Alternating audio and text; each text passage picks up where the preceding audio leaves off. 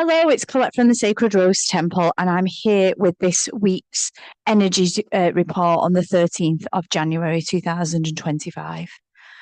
So, we've had an intense week of, you know, musing over the energy forecast from last week, and there is some more things that have been happening over the week to do with north nodes and south nodes, and these nodes changing signs. And you've probably seen that all in the astrology reports. So you can find out more information from astrologers about the deeper astrology of these. But I like to work within the energy of them and how that's transmitting into the planes that we're working in at the moment. And I think what's clear is that the North Node is mostly about growth and breaking free from our cycles, uplifting us, especially because it's gone into Pisces. And then the South Node is about what's familiar, what's safe. It's like karmic patterns. And what we're finding is that both of these dualities kind of come in at once. They've changed at once. So what does that mean for us? That's what I'm more interested in.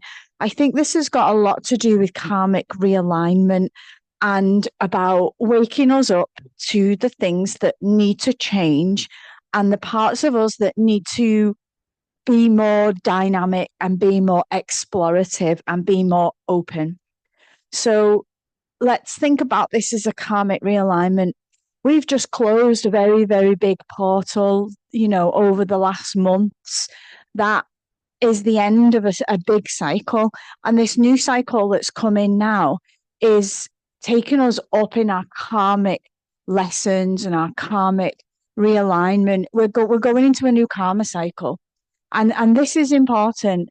I can't stand these teachers and reports that share about, ridding you of your karma. It's absolute nonsense. Karma cannot be gotten rid of.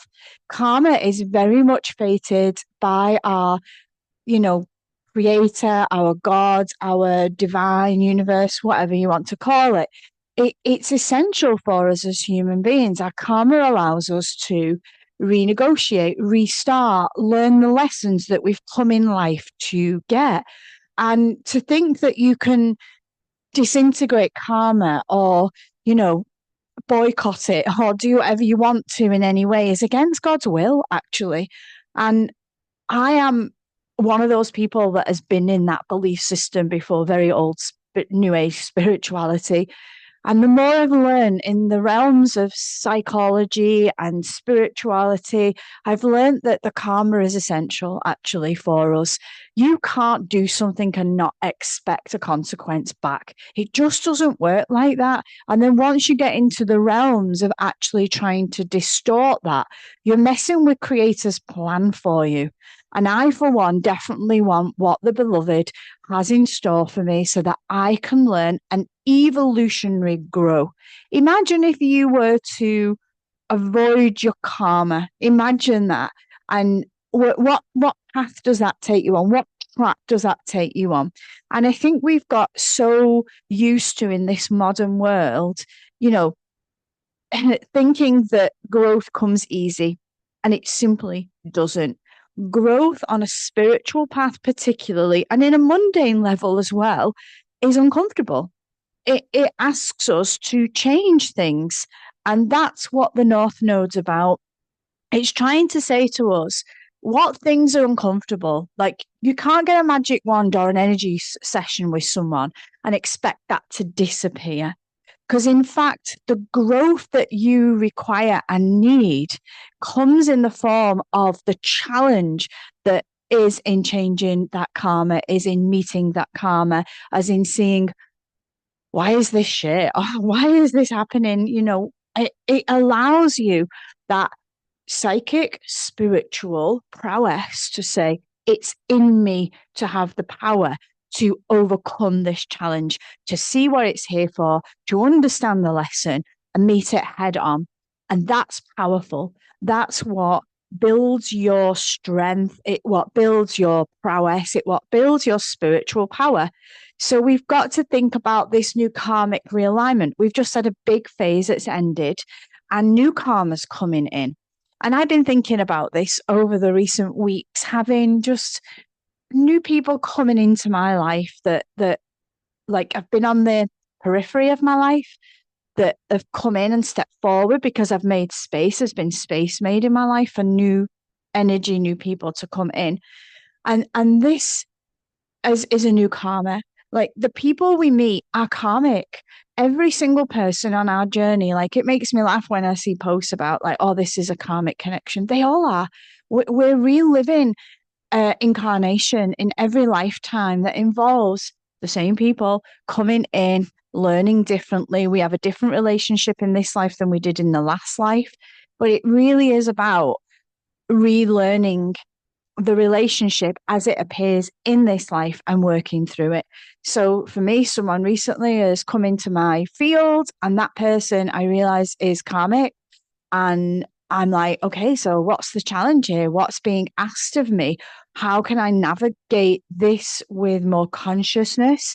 How can I learn from previous patterns that I've been involved in and evolve from, hopefully, that don't come into this relationship with this person? And so, what does that involve? Like friendships, lovers, everything.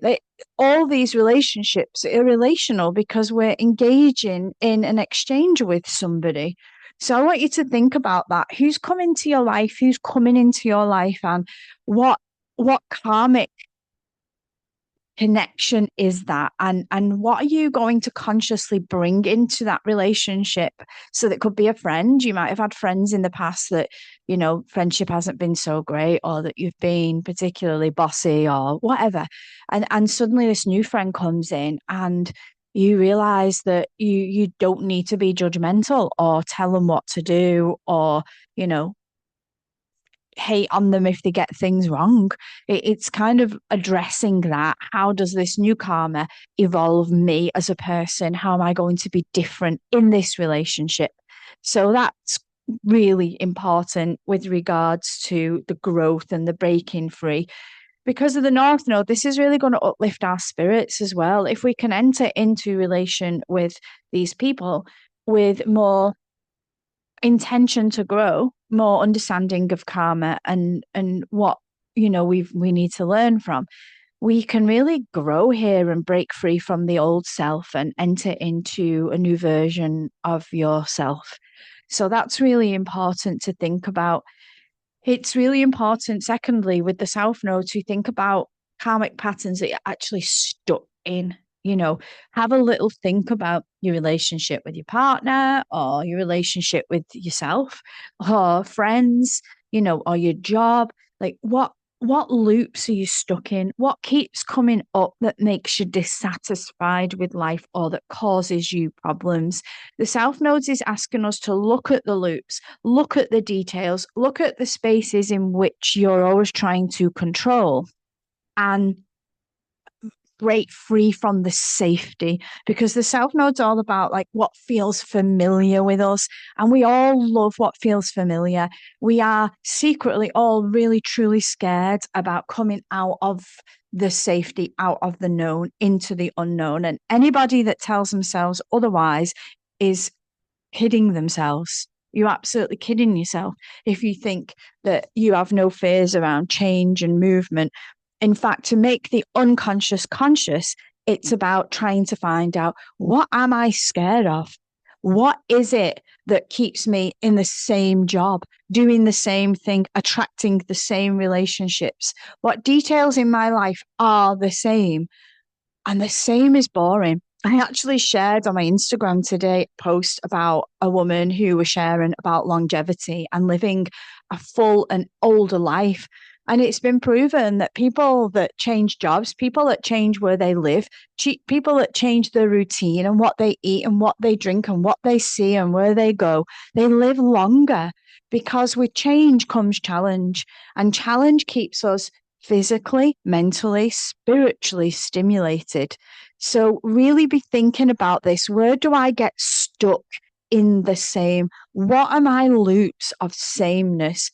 And what could potentially change that I'm probably scared of? So that might be someone that's come into your life that's offered you something, some change, and you're like, oh my God, everything's sorted here. But is it sorted or are you just in loops? I remember a spiritual teacher speaking to me about, they see it so much in the West that people have the same hair for their whole life. They never change it. They're scared of cutting their hair, even. And then when you meet people like that who are scared of change, you can see their lives are probably reflective of that. They probably do the same job, live in the same town, go the same shops. Imagine a lifetime of sameness. And I know that scares the hell out of me because part of my spiritual journey has really been progressively to experience life at its fullest. And excuse me, if I am doing the same, then imagine all the things in life I haven't met. Imagine the great coffee bars or restaurants or towns or countries or experiences that I have not met. So I think it's a really good time. Obviously, we're coming up to the full moon tonight to just write down some of the things that you haven't done, some of the things that you haven't experienced, and write them down and give yourself the list to do them. I want to go to a concert I want to go, like a festival in Bulgaria. I want to go to America and see the whatever. Write down those things that you really want to experience, the things that you haven't done, and stop doing the same things that you've done over and over again. Like, let life challenge and meet you in the newness. We have a whole opportunity to define our happiness in a new way and what that is going to show for us. Now, the other thing I wanted to mention here is that there's just this energy, I think, of divine flow coming in and being in the flow of that. But I don't want people to get this mixed up that they just wait. Like, you wait and the flow happens to you. That's not flowing. You've got to move to flow. So that is the kind of thing that I talk to a lot of spiritual people about in sessional work is that they go, yeah, well, divine flow, I'm waiting for it to come to me.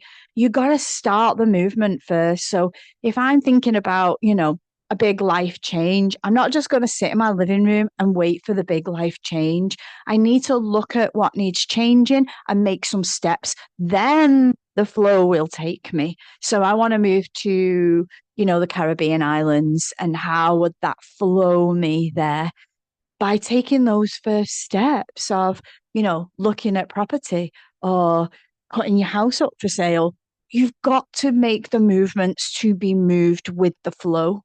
Otherwise you get stuck on the side of the flow, like, and that's where we come into what, the South Node is trying to teach us, is that we get stuck, we get safe, we stick in similar patterns, life doesn't change. And the big thing here for this week, I think it's about really thinking outside of your current living box. Like, what would challenge me? Where would I love to be in 5 years? What little inklings am I getting as to where I'm going? What do I know that I don't want? These are the questions for this week. So let the fear come up, be brave, share what you really want and how you want it, and really focus on the things that you are stuck in. If you've been going the same high street for 25 years, maybe it's time to change that. If you've looked at the four same walls all your life, maybe change those. If your hair's the same and you dress the same and you look the same, maybe a revamp. It's time for a revamp. Don't waste the opportunity of life by only doing the same things because you're scared of the new and the challenge. It's really time to rev up your life, to think about, where am I going this summer? When spring comes, how can I spring? So I hope that helps you, and, know that I'm here working through this as well, thinking, okay, what needs to change? How am I going to move? What am I scared of doing? And how am I blooming going to do it? So have a great week. Looking forward to this energy and where it builds on for the week next week, where we're going to see some kind of inner alchemy happening with regards to the stirrings of change. So bye for now. Take care. Love, Collette.